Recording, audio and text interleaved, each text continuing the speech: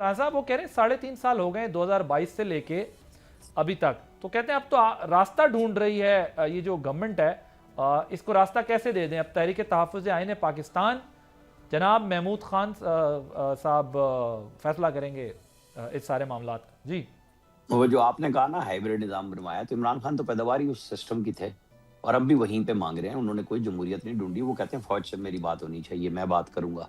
फौज बात नहीं कर रही। उन्होंने कल भी परसों भी खुल्लम खुल्ला कहा कि सियासी जमातें आपस में बात करें। उन्होंने जो नुक्ता नजर देना था दे दिया। अब आप आ जाएं कि ये जो ढकोसलाबाजी हो रही है ना सियासी तौर पे, कि जी वो तो तहरीक तहफ़्फ़ुज़ आईन पाकिस्तान करेगी, उसमें असद कैसर मेरी नुमाइंदगी तो नहीं कर रहे ना, वो पीटीआई की कर रहे हैं। वो पार्लियामेंटेरियन है, साबिक स्पीकर है और वो उस 5 रुकनी कमेटी में शामिल है। नंबर 1 पीटीआई शामिल है। इन्होंने देखा कि शाहिद खान इधर से नहीं उधर से पकड़ लें और उसमें महमूद खान अचकज़ई को आगे किया और पीछे से लगा दिया अलीमा खान साहिबा और सलमान अकरम राजा साहब को कि कौन होते हो बातचीत करने वाले, हमने नहीं करनी। खैर महमूद खान अचकज़ई के साथ जो हाथ हुआ, उन्होंने भी परसों फिर कह दिया कि बात होगी तो सिर्फ होगी सिस्टम पे कि भाई आप हमारी हुकूमत हमें वापस करो, ये खत्म करो।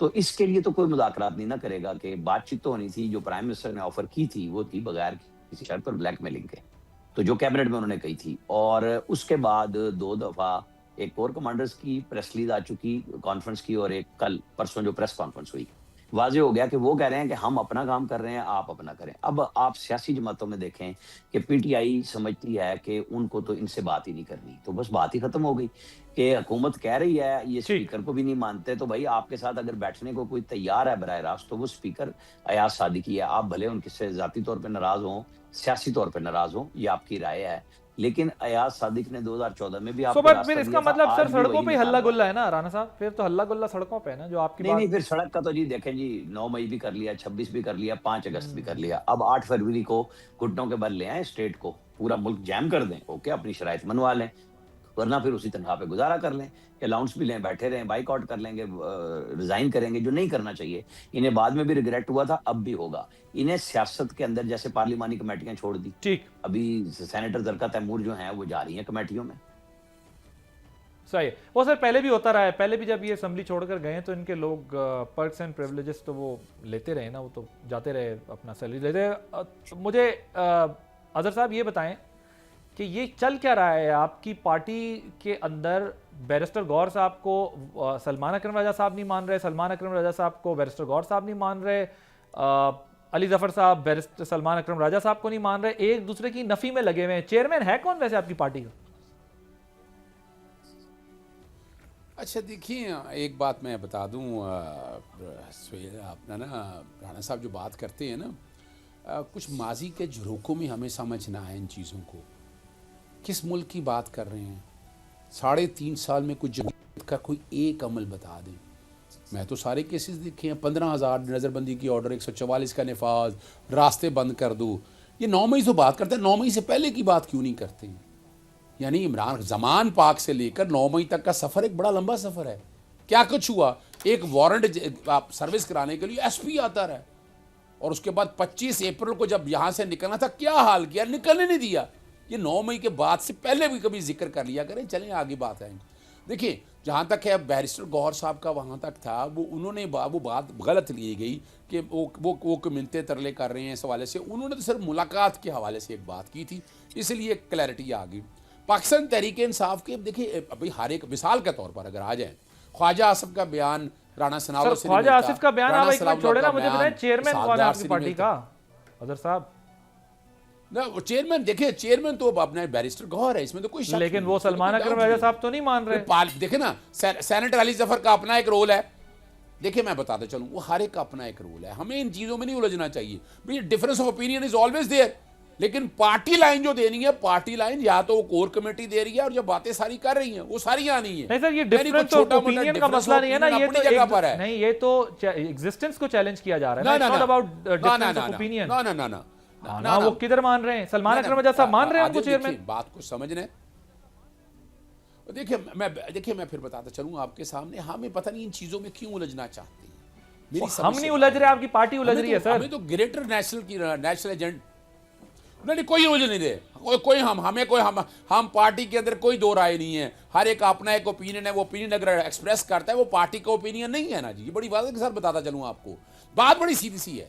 कि इस मुल्क को अगर आगे लेके जाना है, मैंने आपको रीजन बता दी है, मैं कैलकुलेशन के साथ आपके सामने रखा है कि अब अल्टीमेटली को सेफ एग्जिट चाहिए, मौजूदा हुकूमत को चाहिए या सेटअप को चाहिए, कुछ सेफ एग्जिट चाहिए कि जिसमें ये क्या हो कि अगर आगे चलना है सिस्टम, या मिसाल के तौर पर मैं तो अप्रैल में कह दिया था कि chief of the army staff जो 5 साल कोई कहता ही नहीं था उस वक्त, मैंने तो उस वक्त भी कह दिया था। और आप देखें ना 2030 तक है, 2029 में इलेक्शन होने हैं, मैं ये मुझे नजर आ रहा है ये सारी बातों को, मैं आई अगर कहूं कि नहीं, और वो हाँ अगर हम सड़कों में मोबिलाइज करने में हमें इजाजत मिल गई, हमने आना शुरू कर दिया और हमें रोकना नहीं शुरू किया, तो हमारे साथ जुल्म और जाते तो फिर आप हालात बदल दे सकते हैं। देखिए आज जो कुछ ये क्रेडिट इनको मिल रहा है, जो पूरी दुनिया में मिल रहा है, वो तो क्रेडिट जाता है फील्ड मार्शल आसिम मुनीर साहब का, जो जमहूरी हुकूमत का तो कोई रोल नहीं है। हमने, मैं ये बात क्या ना इक़्तिदार की बात कर रहा हूं, एक प्रिंसिपल स्टैंड है। मुझे बताएं 23 करोड़ की आबादी में आपको chief election commissioner election commissioner नहीं मिले। अब गौर करें इस बात पे, यानी ये निजाम टोटको पे, एक्सटेंशन पे, इसी पे चल रहा है,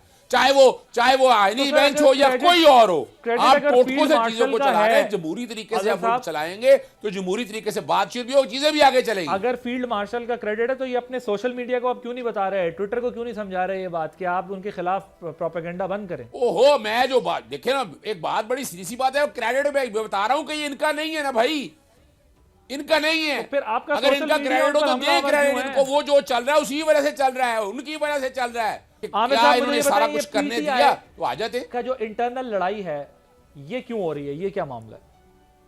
देखें, अजहर सिद्दीक साहब ने बड़ी अच्छी बात की कि तारीख के झरोकों से चलना चाहिए, और तारीख के झरोकों में इमरान खान साहब जब वजीर आजम थे तो वो भी इंतकाम ले रहे थे, मुकाफात अमल का शिकार हो रहे हैं, सिंपल सी बात। और अब आगे चल पड़े, जो कह रहे हैं ना कि 9 मई से पहले भी जाएं, तो 25 मई 2022 को भी इमरान खान साहब ही सवाबी से निकले थे, जब गुड टू सी यू हम बैठे हुए हैं, ये दरख्तों पे जो आग लगाई है ये तो आंसू गैस बुझाने के लिए थी, पूरी अदलिया इनके सामने सिरनगू थी, बैठे हुए थे। जब वो आ गया तमाम मोबाइलों का डाटा भी, तो हो सकता है वो असद उमर पैगाम ही ना पहुंचा सके हों। याया अफरीदी ने लिखा था कि तौहीन अदालत की कार्रवाई शुरू की जानी चाहिए। और तो बंदयाल साहब जो हैं वो सर, मुझे अब मैं आपके बीच में नहीं बोला, जरा सुकून से बैठ जाए। तो ये पहले की तारीख आपने पूछी तो जरा मैं उसकी वजाहत कर रहा हूँ।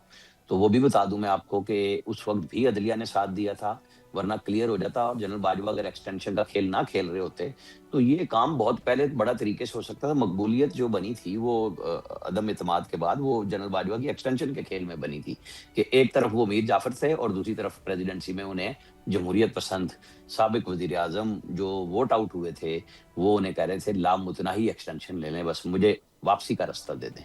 ठीक है, तो ये हमारी जमहूरियत हर एक ने, मैंने सबकी आजमाई हुई है, किसी को आप आइडियल ना कहें कि हर एक का अपना अपना होता है और सबका मतमा नजर मस्जिद में इमाम बनना नहीं है। एक मिनट, इक़्तिदार अभी आप अप्रिशिएट करें ना, वो तो अभी भी कह रहे हैं कि सीडीएफ को सारा क्रेडिट जाता है, वो तो अदर साहब कह रहे हैं, उस पे भी आ रहा हूं, वो आज भी तारीफ कर रहे हैं, वो ये तो नहीं कह रहे कि कोई ये जब नवाज शरीफ पे तनकीद करते हैं ना कि मुशर्रफ को लाया कौन था, जब चीफ इलेक्शन कमिश्नर पे बात होती है तो कहते हैं जी वो हम तो नहीं लाए थे, लाए भी खुद थे।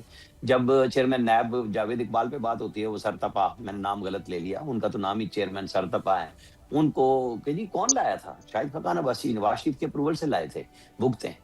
अच्छा, आप मुझे ये बताएं कि ये जिस आर्मी चीफ को एक्सटेंशन दिलवाना चाह रहे थे नहीं मिली, और जिसको रुकवाना चाह रहे थे सैयद आसिम मुनीर को, उसको लाया कौन था? उसको शहबाज शरीफ लाया था, उसको नवाज शरीफ लाए थे। उन्होंने मशवरा करके कहा कि हम सीनियर मोस्ट को लगाएंगे, ये तो रोकने के लिए आ गए थे पिंडी में, आपको याद है? उसके बाद क्या क्या नहीं हुआ, 9 मई इसीलिए किया गया था कि कोई बगावत जन्म ले ले, ये तो भुगतेंगे। अभी तो कोर कमांडर हाउस का केस शुरू ही नहीं हुआ है, वो आप उसको बिल्कुल लाइट ना लें, वो रखा हुआ इन्हीं के लिए, बिल्कुल वो मौजूद है। ये जो सीडीएफ की तारीफ कर रहे हैं ये करनी पड़ेगी इन्हें, क्योंकि इस कौम भी इनके साथ नहीं खड़ी इस मामले पे। कैसे कौम अपने मुसल्लह अफवाज के साथ खड़ी थी, इधर मिसाइल लगे थे नूर खान एयरबेस पे और लोग झंडे लेके पाकिस्तान के आ गए थे, इस फौज के ऊपर किसी को कोई क्वेश्चन नहीं है। ये इसलिए इनकी मजबूरी बन गई है, वरना ये सारा सोशल मीडिया जिनके पीछे ये बैठे हुए हैं वो क्या क्या नहीं करते। तो शहबाज शरीफ और वो तो दोनों मिलकर चल रहे हैं। हमारे मुल्क को चाहिए भी यही है, हमने जंग जीती है, हमने ये नहीं किया कि मैं क्या जंग शुरू कर दूं, जब जंग शुरू करनी थी तो कर दी और ठुकाई भी कर दी, और गवर्नमेंट और फौज मिल के लड़ रहे हैं। और आज भी पाकिस्तान को जो माशी मुश्किलात हैं गिरदाब से निकालने की कोशिश हो रही है, अल्लाह करे कि हम निकल जाएं और इसी तरह चलता रहे काम। बिल्कुल ठीक। ये अभी इंफॉर्मेशन विंग का और वो सीएम का भी खबरें आ रही हैं ज़राए से कि ये वहाँ इत्तेफाक नहीं पाया जाता कि आप इदारों के खिलाफ इस किस्म की लैंग्वेज यूज़ करें, जो कि कहा जा रहा है ज़राए से कि वो सीएम की तरफ से उन पर प्रेशर है। अजहर साहब, जो बयानियां आपकी पार्टी बोझ नहीं उठा सकती, वो एक दूसरे पे क्यों डाल रहे हैं? उसमें कोई रीजनेबल बयानियां क्यों नहीं क्रिएट कर रहे हैं कि जब एक दूसरे को कहते हैं तुम बोलो उसके खिलाफ, तुम बोलो मैं नहीं, और ये जो कुछ हो रहा है इस पर क्या जो है वो पार्टी की पोजीशन है? देखिए, एक बात तो बड़ी वाज़ेह है कि सुहेल अफरीदी साहब मुंतखब वज़ीर आला हैं। उनको वहाँ के पार्लियामेंटेरियन ने बाय मेजॉरिटी वोट मुंतखब किया है। उनका सारा अपना राइट है उस निज़ाम को चलाना, और अगर पार्टी में उनको इख्तियारात दिए गए हैं तो उनका पूरा राइट है उनको उस तरीके से जाना। बाकी जहाँ तक देखिए बयानियाँ, तो पाकिस्तान तहरीक इंसाफ क्या हर एक का अलहदा है? बिल्कुल अलहदा नहीं है। पार्टी पॉलिसी से वो ही है, उससे कोई फ़र्क नहीं पड़ता है। लेकिन बात जो समझने वाली है कि इस मुल्क को, यानी इससे, ये तो हम बड़े अरसे से सुन रहे हैं, याद रखिए ना, पाकिस्तान तहरीक इंसाफ इमरान खान से शुरू होकर वही ख़त्म होती है। पार्टी तोड़ने के बड़े ख्वाब बड़े पुराने रहे, यानी यहाँ पर अगर देखा जाए हुकूमत वक्त ने कितनी कोशिशें करके देखी, कामयाब तो नहीं हुए। जिसने पार्टी से पीछे हटा उसका नामो निशान भी नहीं रहा। लेकिन समझने वाली बात जो है ना, हमें देखे ना कहीं तो बताना है ना क्या है। मैं एक छोटी सी बात आपके सामने रखता हूँ। यानी मैंने तो राजा रियाज को जब अपोजिशन लीडर तैनात किया था, उस वक्त भी मैंने चैलेंज किया था कि माइनॉरिटी को फ़ौरन बना दिया था। अभी देखिए, यानी हम इस पर बात ही नहीं करते हैं कि जनाब वो सैफुल्लाह अबड़ो जो है उसके दस्तखत माने ही नहीं। और यहाँ जो दस्तखत सब पार्क की MNS के दस्तखत मौजूद हैं, 76 के 76 लोगों के अपोजिशन लीडर, रूल 39 और 39 की वायलेशन हो रही है। इस तरह से वट एवर इट इज़, जब पार्टी के अंदर फैसला किया तो किसी ने आकर तहरीरी तौर पर लिखा हो कि जनाब नहीं, इसको वजीर, इसको नहीं बनाना अपोजिशन लीडर, अभी तक तो कोई चीज़ें हवा के अंदर चीज़ें मौजूद हैं। हमें ये हवाई सियासत से निकलना होगा। मरवा साहब, ये बताएं कि अजहर साहब कह रहे हैं कि इस हुकूमत की शेल्फ लाइफ पूरी हो चुकी है और 29-30 में इलेक्शन है, फिर इसके बीच में क्या होगा? देखिए, अजहर सदीक साहब जो है मेरे बड़े अच्छे दोस्त हैं, मोहतरम है, लेकिन हम बजाय इसकी कि रेटोरिकल बयानात दें, वो जो बात कर रहे हैं ना कि लोगों की ख्वाहिश थी पार्टी टूट जाए फला, बेशक थी। 9 मई के बाद कोशिशें भी हुई, लेकिन पार्टी खड़ी रही। 8 फरवरी को लोगों ने मैंडेट दिया। अब आप देखिए ना, 8 फरवरी के बाद आप कहाँ खड़े हैं? पहली बात तो ये है कि आपने अपना मैंडेट रिकवर नहीं किया, आपने हुकूमत खोई, नंबर 1। नंबर 2, आप के अभी हमने सिर्फ 1 साल में 16 पार्लियामेंटेरियन की नशिस्तें हुई हैं। इसी बात में रीजनल इलेक्शन आपके सामने है, पार्टी की नाकिस पॉलिसियां हैं, आपने या बाइकाट किया या फिर आप आवाम के सामने अपना पैगाम न ले जा सके। चौथी बात यह है कि पार्टी हर जगह पे, यानी सिर्फ KP में तंजीमी हद तक है, बाकी पंजाब में तंजीम किधर है? न सिंध में है, न बलूचिस्तान, न कश्मीर, न गिलगित बल्तिस्तान में। तो अगर कोई कहता है कि है तो मेरा ख्याल है गलत बयानी से काम ले रहा है। खैबर पख्तूनख्वा में है, लेकिन खैबर पख्तूनख्वा में अब मेरा ख्याल ये है कि इतने ग्रुप बन गए, इतनी नफरतें फैल गई हैं। ये इन जलसों से वादे हुआ जो अभी KP हुकूमत ने की, क्वाट में, चारसदा में, पेशावर में, जहां अपनी फील्ड पे जो है 5,000, 10,000, 5,000 से ज्यादा लोग इकट्ठे नहीं हुए। तो अभी 10,000 की बात अडियाला जेल के सामने हुई, 10,000 तो छोड़े 200 लोग नहीं आते हैं। इसकी वजह इनको ये है कि पार्टी में अब वर्कर मायूस हो रहा है कि ये मुखालिफतें हैं। और आपको लगता है कि ये कराची में भी कोई इंप्रेसिव शो नहीं कर सकेंगे और उससे भी कुछ नहीं हासिल कर सकेंगे?